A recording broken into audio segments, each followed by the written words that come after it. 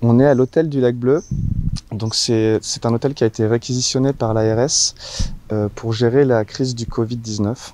L'ARS a mobilisé l'association GCSMS. En fait, il y a des conditions de vie qui ne sont pas réunies pour qu'ils puissent être accueillis à domicile. Donc on a réquisitionné cet hôtel pour pouvoir les placer en quatorzaine. La journée type, nous on est une équipe de 4 coordinateurs qui nous relayons sur des horaires plutôt du matin et de journée. Et dans cette journée type, on est dans l'intendance, la logistique des personnes qui sont accueillies.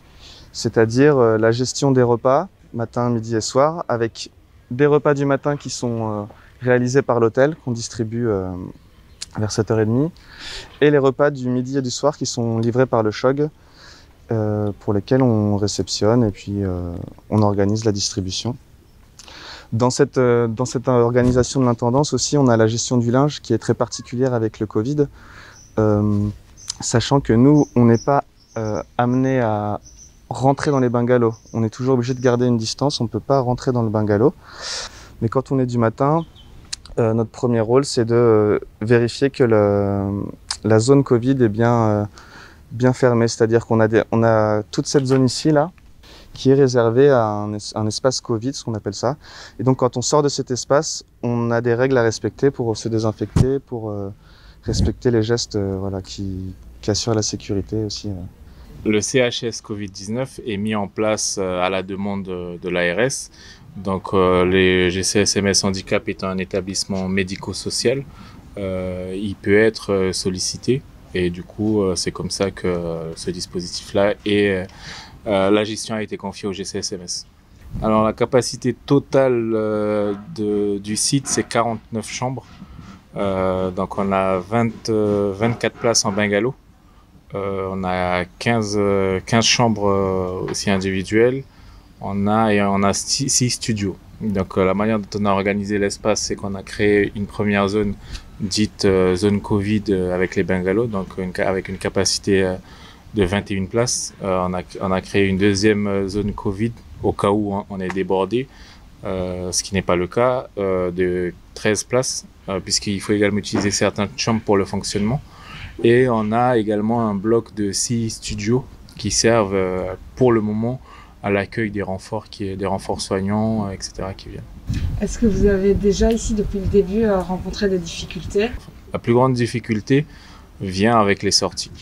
C'est-à-dire que le transfert jusqu'ici, généralement c'est l'hôpital qui nous les oriente, ou bien la Croix-Rouge, ou bien d'autres médecins de ville, etc. Ou bien le CHK aussi, donc le centre hospitalier de Kourou. Du coup après c'est la sortie, c'est-à-dire qu'une fois que les personnes ont fini leur quarantaine, une fois qu'elles ne sont plus en hospitalisation à domicile, c'est le retour chez eux qui est compliqué à organiser, puisque l'urgence sociale vient des fois se superposer à l'urgence du Covid-19. C'est-à-dire qu'on a des personnes qui n'ont pas forcément de droits ouverts, qui n'ont pas d'AME ou bien de sécurité sociale, etc. Du coup, c'est vrai que dans le cadre de la crise Covid-19, ils sont pris en charge, mais etc. Mais certaines fois, il y a d'autres pathologies, d'autres problèmes qui peuvent se superposer, médical ou social.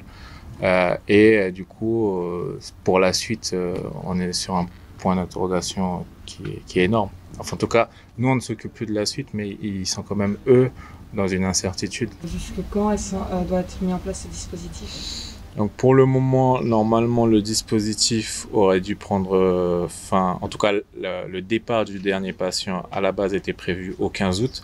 Là, il a déjà été prolongé. Donc pour le moment, on estime le départ du dernier patient au plus tard le 31. Donc voilà. Après, selon l'évolution de l'épidémie, etc., et selon les décisions qui sont prises par l'agence régionale de santé ou bien par la préfecture, ce sera peut-être prolongé ou pas. Mais pour le moment, là, le départ du dernier patient est prévu au 31 août.